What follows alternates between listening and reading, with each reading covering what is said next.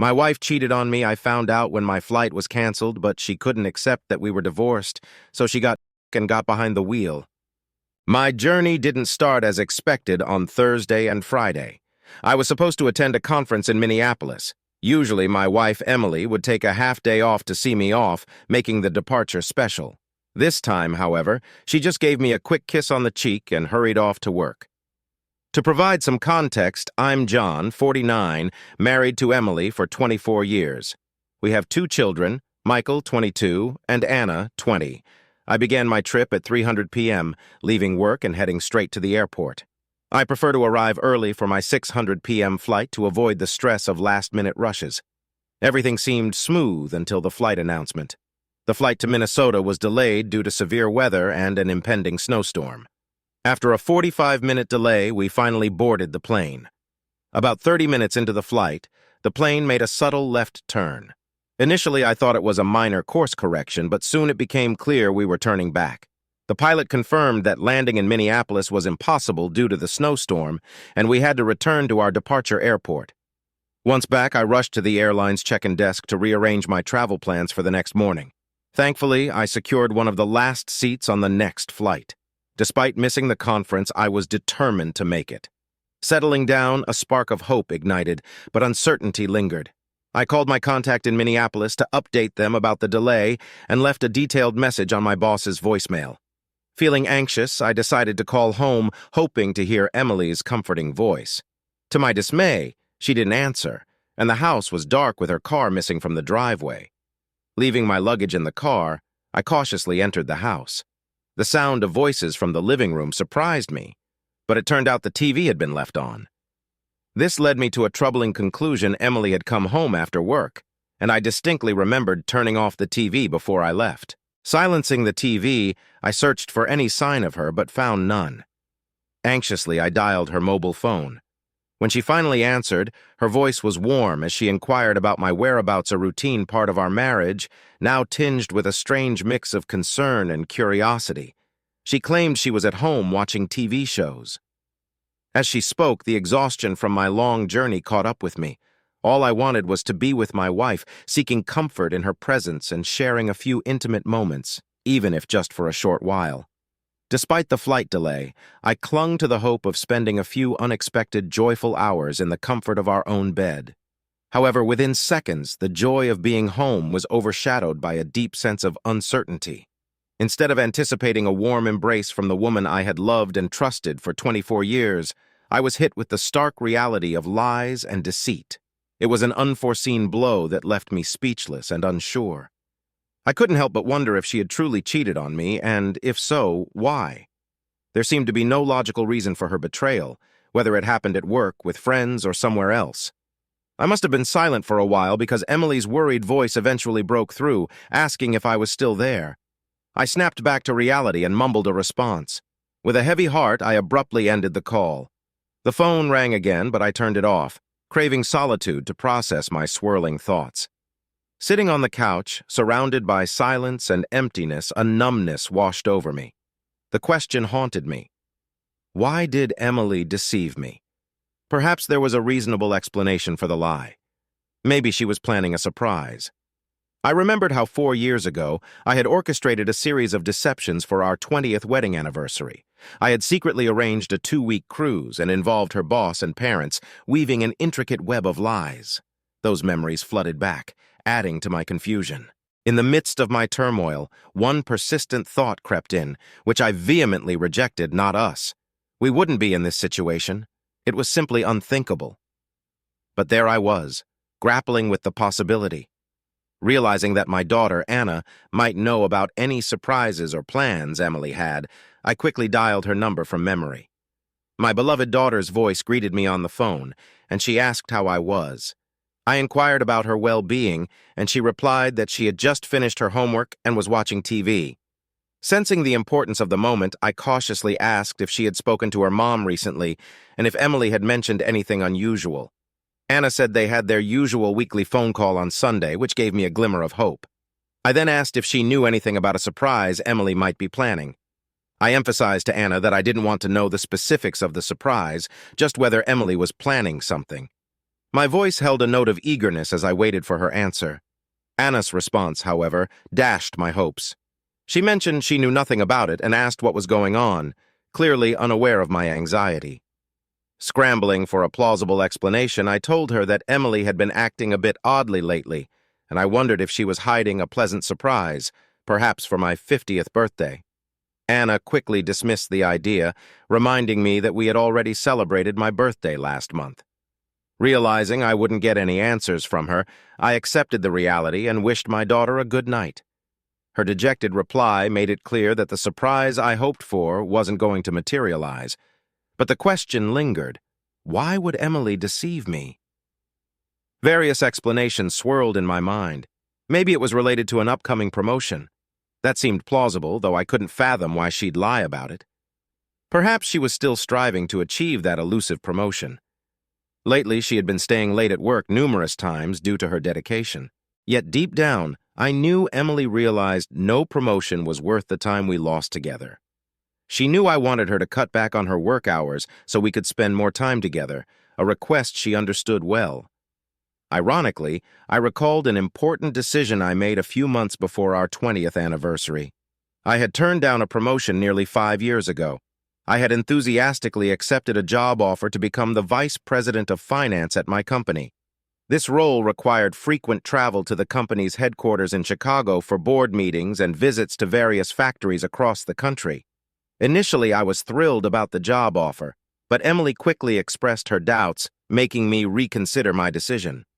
The cautionary tale of a colleague who went through a divorce just 2 years after accepting a similar position couldn't be ignored. While he gained financial success, it came at the cost of loneliness and suffering.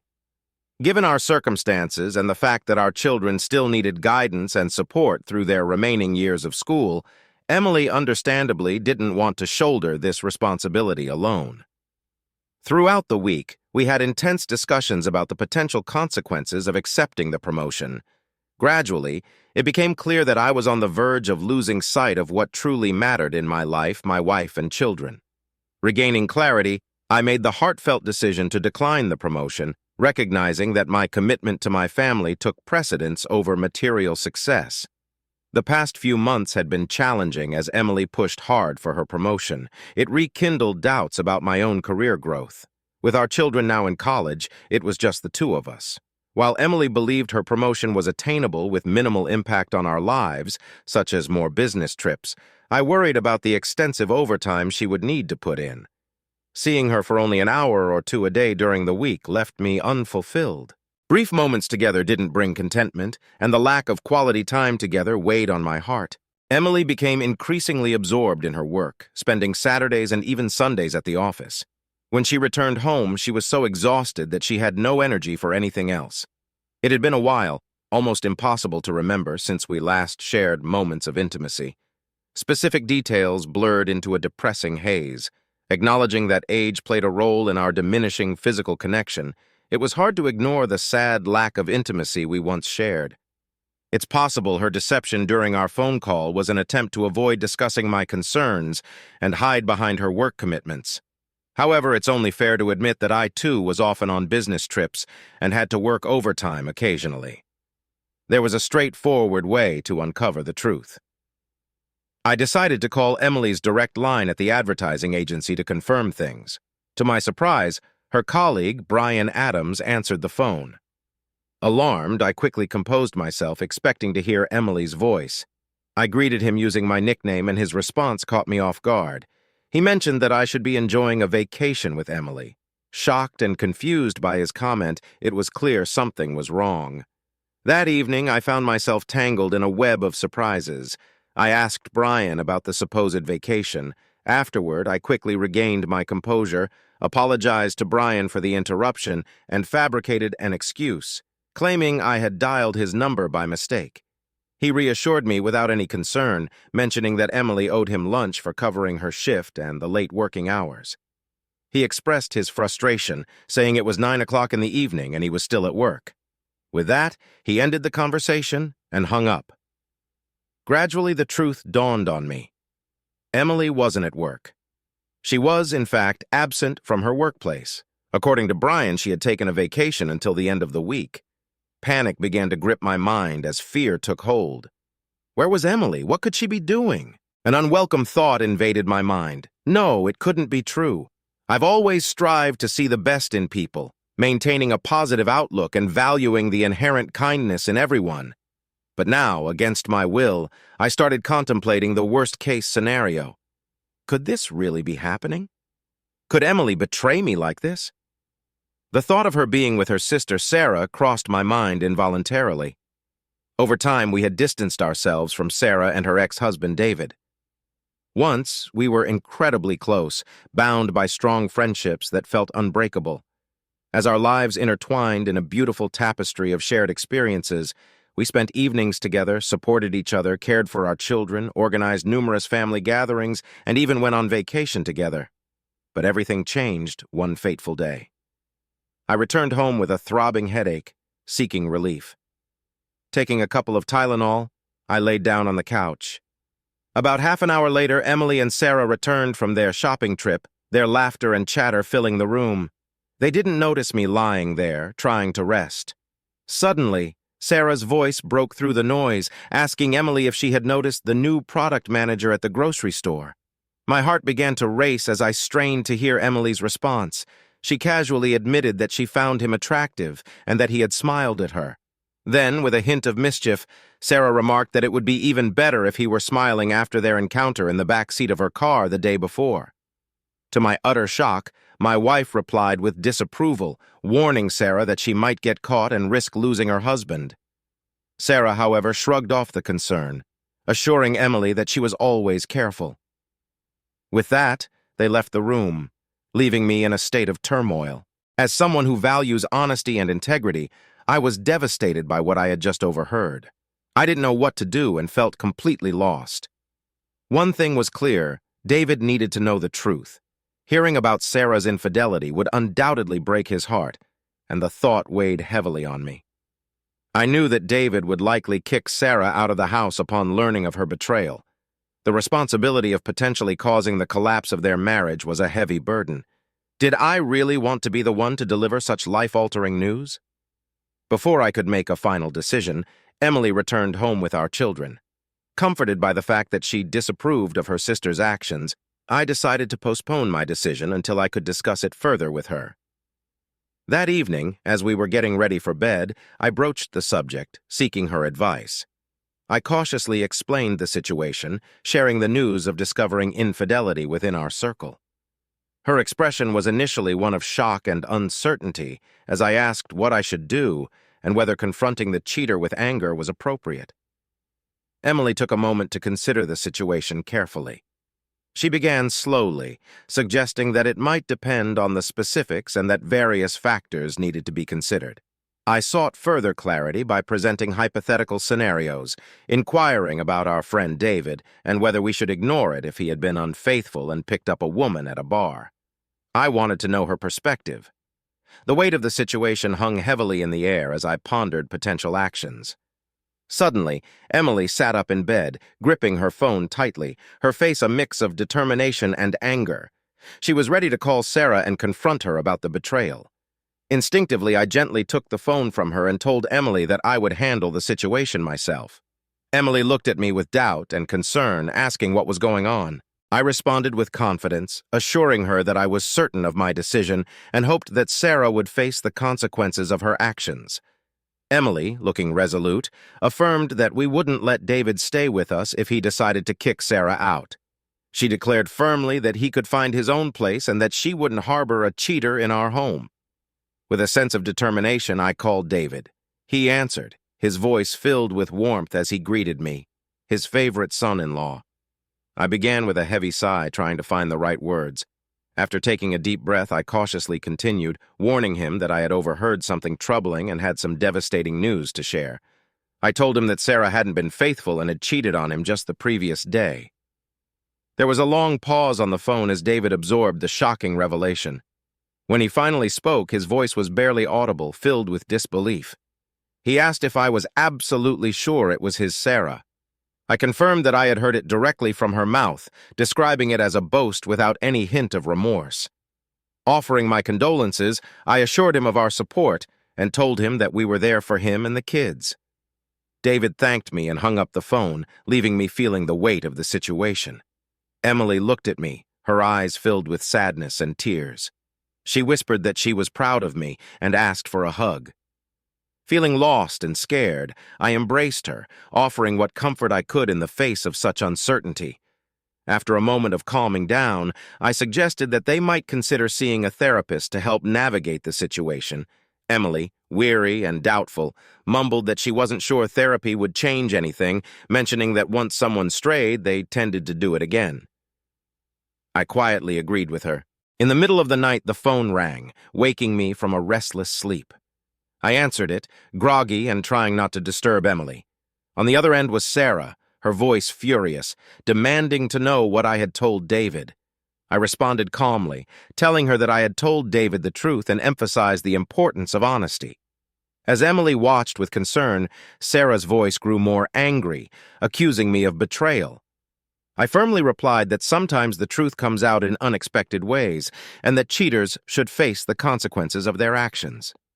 Sarah's sobs echoed through the phone as she confessed that David had thrown her out of the house.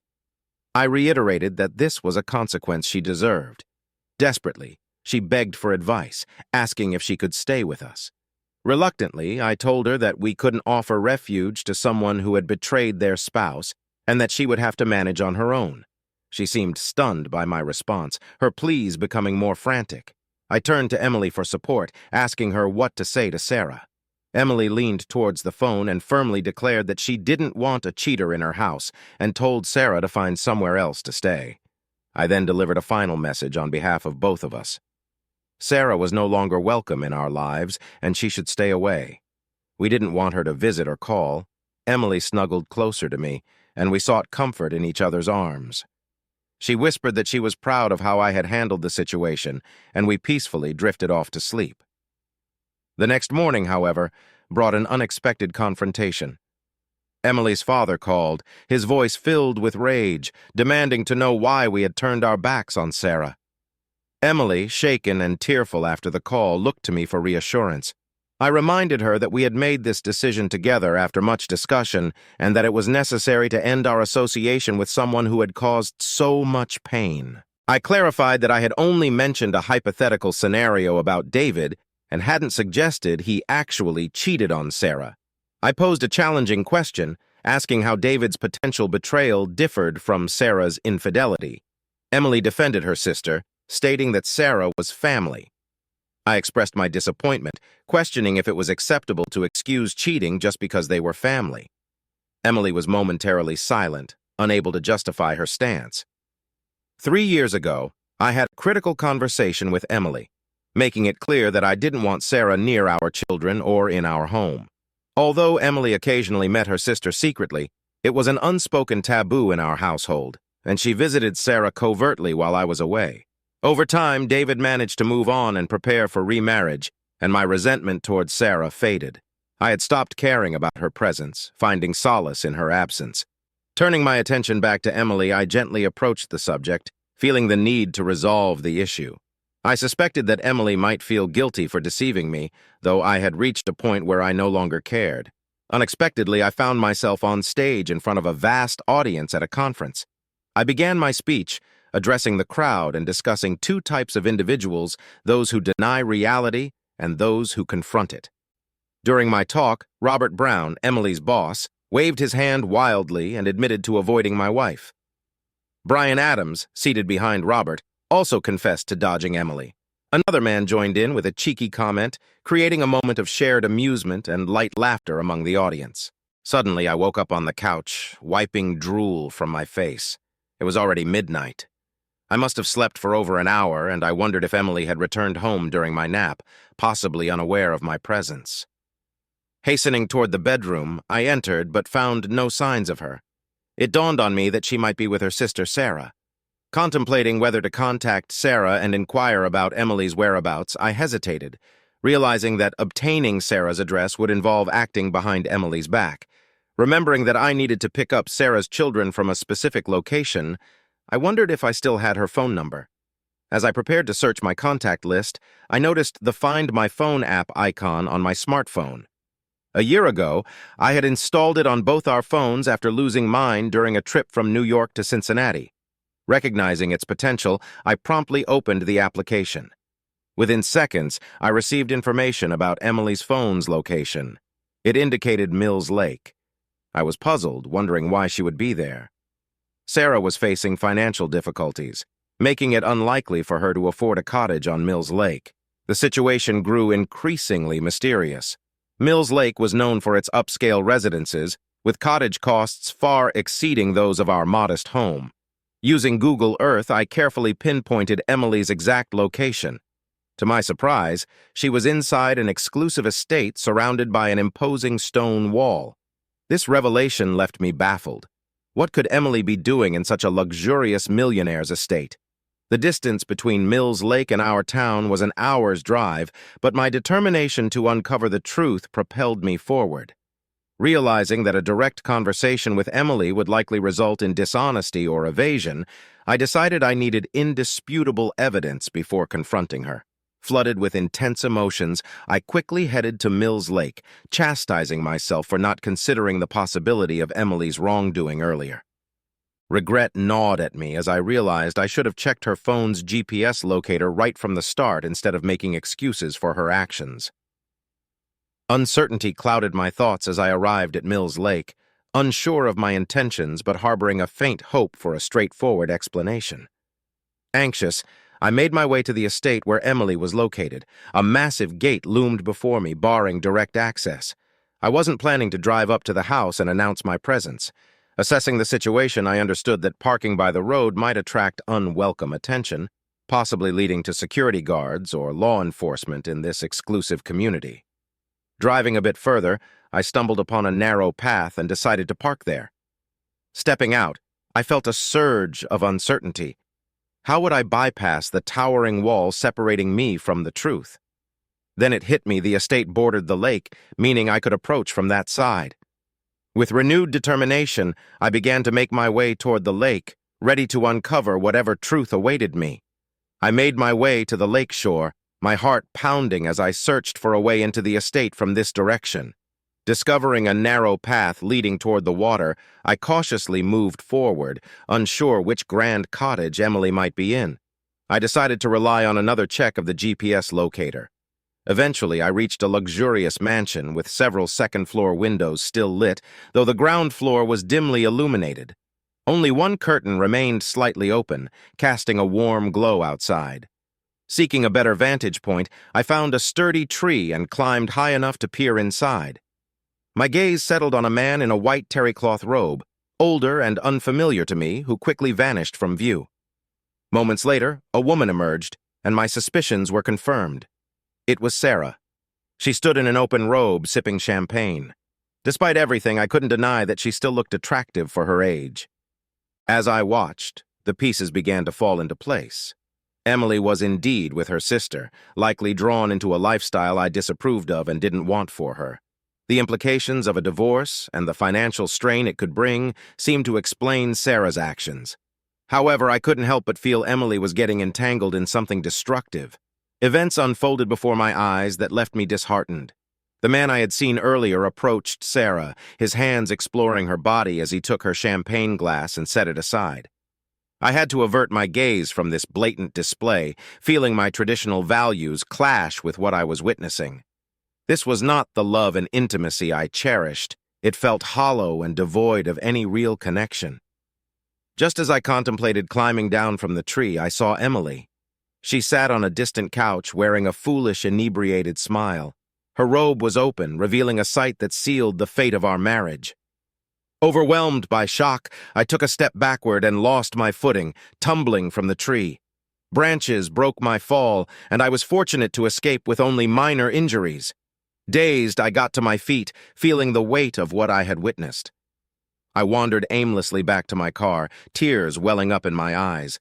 The pain I felt was not from the physical fall, but from the emotional devastation of losing someone I loved. As I limped to my car, I briefly considered breaking into the mansion to confront them, but I quickly dismissed the idea. The potential consequences, years in prison for trespassing and assault, made it clear this wasn't the answer. Alone with my thoughts, a storm of emotions raged within me. I could no longer deny the harsh truth. The sadness and anger were overwhelming, but I knew I couldn't let the anger consume me. No matter how betrayed I felt, I would never resort to physical violence against Emily.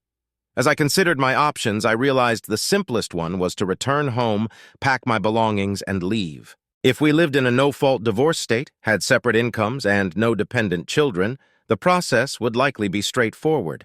We would divide our property and part ways.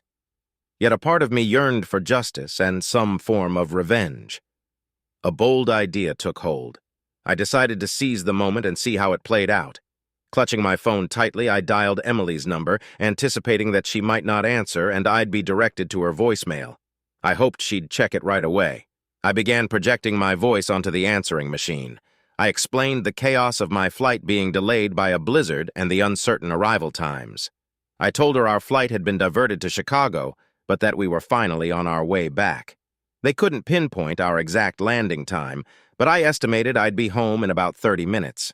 I said goodbye and hung up, knowing Emily would receive a notification of a new voicemail. Curiosity and anxiety would undoubtedly gnaw at her. Leaving a message at that time was unusual, adding to the intrigue. I pictured her reaching for the phone, eagerly checking her voicemail. I silently prayed that she was too intoxicated to notice the impossibility of using a mobile phone during the flight. Panic must have been setting in as she realized she might be ensnared in her deceitful web. My phone rang, interrupting my thoughts. I quickly answered, realizing she might be trying to gauge my time of arrival. I began the conversation with a weary tone, apologizing for potentially waking her up. She replied, assuring me it was okay, and informed me she was on her way home, expecting to arrive in about an hour. I acknowledged her response, and she ended the call promptly. I soon saw her car exiting the estate gates and speeding down the highway. My heart skipped a beat as I watched her reckless driving, nearly swerving into a ditch. It became evident she was much more intoxicated than I initially thought. Although I felt anger and frustration, I also felt a deep sadness at what our relationship had become. Seeing Emily's reckless driving, I was struck by the realization that she was endangering not only herself, but also everyone else on the road. Despite my anger, the thought of her life being in jeopardy, especially as the mother of my children, was unbearable. Determined to ensure her safety, I decided to follow her, ready to intervene if necessary. Quickly, I called emergency services to report a drunk driver. I described her erratic behavior, near collisions, and reckless swerving, providing details about her car, including its make, model, and the last 4 digits of the license plate. I emphasized the urgency of stopping the car before it caused harm. The operator assured me that a patrol car was on its way. Keeping a safe distance, I continued to follow Emily, navigating through traffic carefully. 2 exits later, I saw a patrol car approaching. As Emily's car came into view, the patrol car accelerated, lights flashing, signaling her to pull over. I drove past them, feeling a mix of relief and deep sadness. 45 minutes later, I arrived home, the weight of the evening's events pressing heavily on me. The irony and tragedy of the night struck me hard. In a single evening, someone I had loved deeply had reduced her life to a series of unfortunate consequences. The thought that Emily's actions could have led to a fatal accident and unimaginable grief for our children was sobering. This realization made me pause and reflect, allowing my fears and emotions to surface. Life's fragility and preciousness had never felt more real. My love for Emily was no longer the guiding force in my decisions. It wasn't that I had stopped loving her, but I could no longer see a future for us together. I needed time to gather my thoughts, so I turned off the home phone and silenced my mobile. As I reflected on the evening, I realized that the simplest explanation for Emily's deception had been in front of me all along. Disappointed in myself for not seeing it sooner, I opened a bottle of wine and contemplated my next steps. For years, I had believed that my love for Emily would age like fine wine, growing richer and deeper over time. Confronted with the harsh reality of our strained relationship, I now faced the difficult question of what to do next. As I sipped the wine, I searched for clarity amidst the whirlwind of emotions. The love that had once been the foundation of our life together now felt like it had turned to vinegar, leaving me in agonizing pain. Her betrayal cut deeply, but It wasn't just the act itself that hurt. It was the realization that the love we had shared for 26 years, 24 of them as husband and wife, had withered away. Without her, I felt lost, like a soul adrift, devoid of purpose and identity. Could I continue without this love? The pain intensified, and I briefly considered finding solace in the depths beneath a bridge, a place where I could escape my suffering. Starting a new life felt like an insurmountable challenge filled with uncertainty. How do you plan your future when the person who has been your everything is suddenly gone? I was at a loss, unsure where to begin. Making decisions without consulting Emily seemed impossible. Family had always been my focus. Every choice I made was carefully considered for the well-being and happiness of my wife and children. Our social life evolved around our family, and I rarely engaged with colleagues outside of obligatory work events. Over the past decade, I occasionally reminisced about the times we socialized with colleagues. Now, with the kids gone, it was just Emily and me, and now I found myself alone, engulfed in sadness. I had no one to love, no one to lean on. For the first time in my life, loneliness became my unwelcome companion. Why did she choose this path? Why resort to cheating when a straightforward divorce, though painful, would have been more considerate of the years and joyful moments we shared? When did she stop loving me? Did she merely endure our relationship until our children were grown and gone? When did her care and attention fade? As our children embarked on their own journeys, I saw it as an opportunity to invest more in Emily and our relationship. I didn't realize she saw it as the end of our shared path. I watched as a stranger became a constant presence in her life, suggesting a level of comfort or perhaps deception that had infiltrated our lives. Emily and her lover, leaving me isolated and unloved, made it clear we were no longer a couple. In the midst of despair, my pain became a connection to life. It served as a painful reminder of what I had lost, the best moments we shared, and most importantly, the presence of our children. In that dark moment, my children became my saviors, casting a glimmer of hope upon me.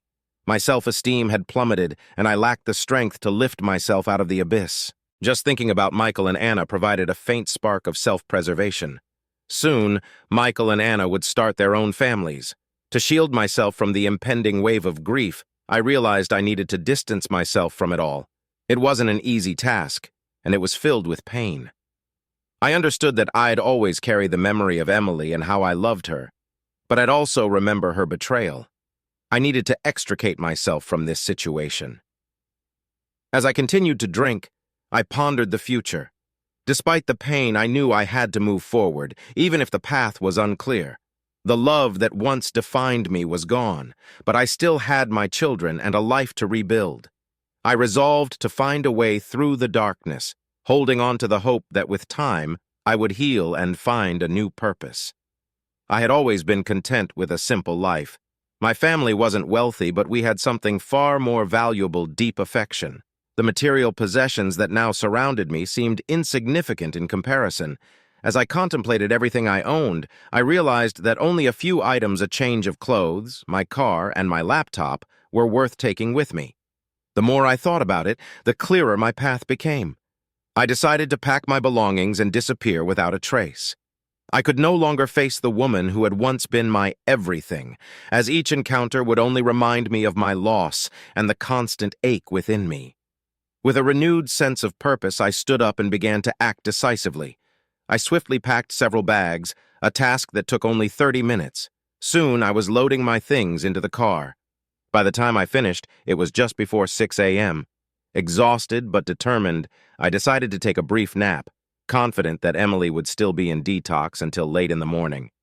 When I closed my eyes, my thoughts were filled with the idea of starting anew. My phone's alarm woke me at 9 a.m. Without hesitation, I scheduled an urgent meeting with a lawyer. Following that, I took a long shower, hoping to wash away the remnants of my past. With a heavy heart, I removed my wedding ring and placed it solemnly on the table next to the phone. This final act marked the beginning of a new chapter in my life, one where I sought personal freedom and happiness. I decided to write a letter to Emily, expressing my disappointment and sorrow. Although our conversations had become futile, I felt the need to convey my emotions. Emily's actions were beyond forgiveness. By the time she read the letter, I would be gone from her life entirely. The depth of her betrayal had caused immense pain. Despite everything, the years of happiness and our 2 wonderful children were memories to cherish.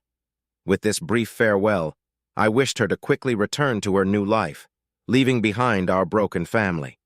Seeking justice for the pain caused, the wealth of her new partner seemed inconsequential.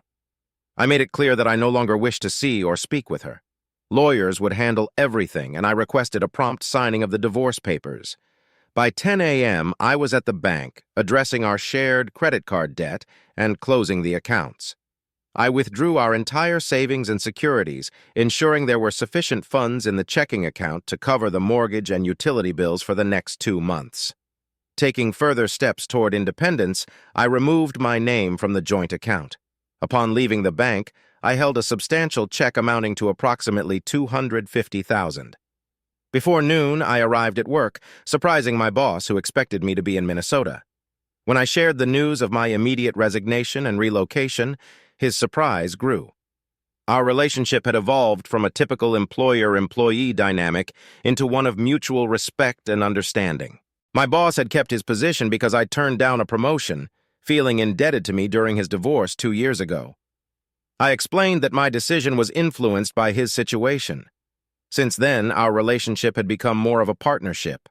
He understood my desire to resign and accepted it. Instead of going through HR and dealing with my $41,000, he offered me an opportunity in their newly established division in Texas. Although the salary would be lower, the affordable housing options would enable me to start fresh. We sealed our agreement with a handshake, and he agreed to spread the word that I had left voluntarily.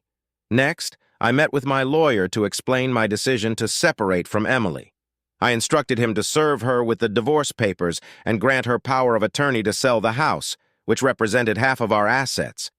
My lawyer, who was also a close family friend, tried to persuade me to consider alternative options, but he soon realized the significance of the changes I was making. By midnight, I planned to be in another city, in another state, and without a wife. By the afternoon, fatigue overwhelmed me. I sought a place to rest and found a dated motel. Around 8 o'clock in the evening, feeling the weight of the day's events, I checked in, looking forward to a few hours of uninterrupted sleep. As I lay on the bed, I reflected on my decision and the new life ahead. The pain of the past was still there, but I hoped that with time it would fade, and I would find a way to rebuild and heal. Using a disposable phone I had bought for this very reason, I dialed Michael's number. He answered quickly, and I informed him that this was my new number. His voice immediately filled with concern as he asked if I had heard from Mom. I took a deep breath and revealed the painful truth I had discovered Emily's infidelity the previous day. Michael was stunned, his disappointment and worry palpable through the phone. He asked what I intended to do next. I explained that I had already taken action. I packed my belongings, cleared out our joint bank accounts, resigned from my job, and was heading south to start a new chapter. I assured him that Emily would receive the divorce papers by the end of the week. Michael, still processing the news, asked if Anna knew. I told him she didn't yet, but I promised to keep him informed and to call regularly. We exchanged words of love and support, and I reassured him that I would look after myself. Ending the call with Michael, I steeled myself for the next conversation and dialed Anna's number. The sadness in her voice was heart-wrenching as I shared the devastating news about her mother's betrayal.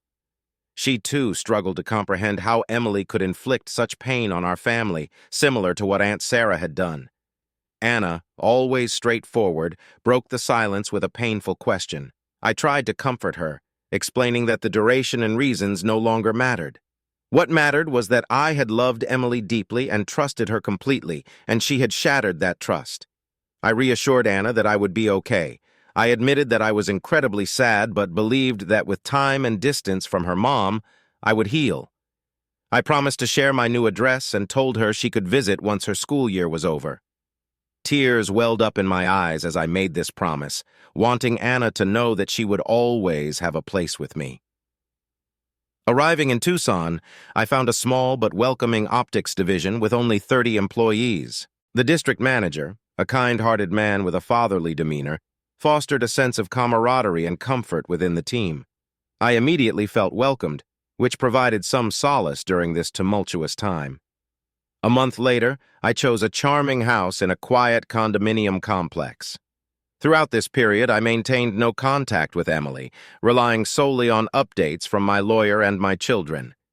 Navigating this new life wasn't without its challenges. One particularly difficult situation arose when my lawyer informed me that Emily was prepared to contest the divorce. She was unwilling to let go and ready to fight to the bitter end, even if it meant financial ruin for both of us. In response, I calmly instructed my lawyer to cease pursuing the divorce. I told him I no longer cared and wanted to give her the chance to rebuild her life after the 24 years we had shared. I asked him to convey to Emily that I had no desire to continue our relationship and wished her well. Additionally, I added a more pointed message, asking my lawyer if he could tell her to go to hell. Recognizing our close connection, he agreed but warned there would be an additional fee. Conversations with my children were even more challenging. One by one, I had to convince them that there was no turning back. The first major hurdle arose when Anna told me about Emily's reaction to her plans. I promised Anna that I would do my best to visit her and her grandparents, but her reaction was so concerning that I found it necessary to step away from my phone for a few days. Emily's behavior worsened when Michael decided to split his summer between both of us. As for Emily, I consciously refrained from asking about her, focusing instead on moving forward with my life. It wasn't easy because remnants of my feelings for her still lingered, tied to our shared past before the betrayal. With my children's help, I gradually learned more about Emily's state of mind. To my surprise, she was going through a deep depression, mirroring the emotional turmoil I had once experienced. It was astonishing considering what had happened to her sister. When you cheat, it devastates those you should love, leading to the destruction of your marriage. Afterward, you move on with your life. So how could Emily be depressed when I had done everything possible to enable her to continue without me? Her reluctance to divorce seemed like an escape from reality, a way to avoid facing the fact that her actions had caused our family to crumble. It was absurd. For a while, I was in denial myself, but she had been living in denial for the past 2 years. Even though she knew our children were in regular contact with me, she used them to express remorse for her actions. Through them, she tried to convince me that she was willing to do anything to prove her love. Although I understood that our children hoped for reconciliation, I couldn't bring myself to talk to Emily. The geographic distance between us was also an issue, forcing them to choose between their mother and me. Emily was relentless in her pursuit of my whereabouts from our children. All she knew was that I lived in one of the southern states. It had been almost 3 years since I left her, and she finally managed to discover my location. One fateful day, as I was leaving work, I spotted her lurking near the office. I couldn't fathom how she had found out where I now resided, as I had tried to keep that information strictly confidential. Based on what my children shared, Emily was convinced that a face-to-face meeting would change my mind. Determined to correct her misconception, I quickly and discreetly slipped out through a side door. My heart racing, I called Maria to let her know about the situation and my plan. I positioned myself where Emily could see me, leading her to follow. As I navigated through the city, I stopped at a grocery store, making a show of mundane errands, and eventually returned home. As I pulled into the driveway, Maria, a beautiful 30-year-old Latina, opened the door with a 1-year-old baby in her arms. Emily, who had followed me, parked nearby and hurriedly approached the house, clearly confused by the sight. From my place in the kitchen, I watched Emily's astonishment as Maria greeted her with a warm smile and a distinct Spanish accent. Emily, visibly taken aback, stammered that she needed to speak with me. Maria called out to me, and I took the baby in my arms as I approached the door. Emily, her eyes filled with tears, whispered that she needed to apologize, confessing how deeply sorry she was for the pain she had caused. She admitted that her actions were her own foolishness and expressed her love for me, describing me as the best husband and father a woman could hope for. Though her words were sincere, I knew it was time to end this charade. Emily's apology was accepted. I conveyed forgiveness and wished her a joyful life, filled with love, much like mine. Her tears flowed freely as she mumbled something unintelligible. She hesitantly stepped forward, embraced me briefly, and then hurriedly left the house. I closed the door behind her, feeling a mix of relief and sadness. Maria, sensing my fragile state, gently took the baby from my arms and hugged me tightly. She kissed my forehead and then reached for the phone, intending to inform Joseph about the situation. Expressing my gratitude, I assured Maria that everything was in the past and that I had moved on. Her support was deeply appreciated, and plans were made for future gatherings. The following week, my lawyer received the signed divorce papers from Emily. As I moved forward, I realized that healing takes time and that I needed to find my own pace. I formed connections with several female friends, engaging in casual relationships without serious commitments. Gradually, I shed my nervousness and humility around women, recognizing my personal growth. I began to think it might be time to let Maria introduce me to someone special, someone who could bring genuine happiness back into my life. However, after this unexpected encounter with Emily, doubts crept in not about leaving her, as that decision remained firm, but about my previous assumption that we had nothing in common. I had always believed we had nothing to discuss, thinking she understood my stance on infidelity and how I would react. But listening to fragments of Emily's story during our brief conversation made me wonder if I had avoided a necessary confrontation. Despite my aversion, removing myself from her life had been the best course of action. It allowed me to find peace and recover away from the toxic environment that had engulfed us. I loved Emily so much that if I had encountered her at my most vulnerable moment, I might have succumbed to her remorse and accepted her apology, leading to more suffering and an inevitable divorce. Now, 3 years after her betrayal and our separation, her apology gave me a sense of closure. It released me from the lingering pain and offered a glimmer of hope for love once more. Over time, I might even consider revealing that I don't actually have a second daughter, though I'm not certain I'll ever decide to do so. I no longer owe her anything, and the choice to disclose or keep it to myself is mine alone. I finally unburdened myself of obligations to her, allowing me to move forward and embark on a new chapter in my life. But not for long. Yesterday, I stood by Emily's grave with my children and numerous relatives, including Sarah. I wept bitterly like everyone else present, but I didn't see a single tear on Sarah's face. Emily, in a state of complete despair and inebriation, had been involved in a fatal accident. Her life couldn't be saved. I contemplated for a long time why Sarah had encouraged her sister into a reckless relationship and arrived at only one explanation: revenge. Revenge for Emily and me, revealing Sarah's betrayal, which had led to the end of her marriage with David. Perhaps now Sarah feels some sense of relief as her sister lies in a casket. And I know one thing for certain: I will never love any woman the way I loved Emily.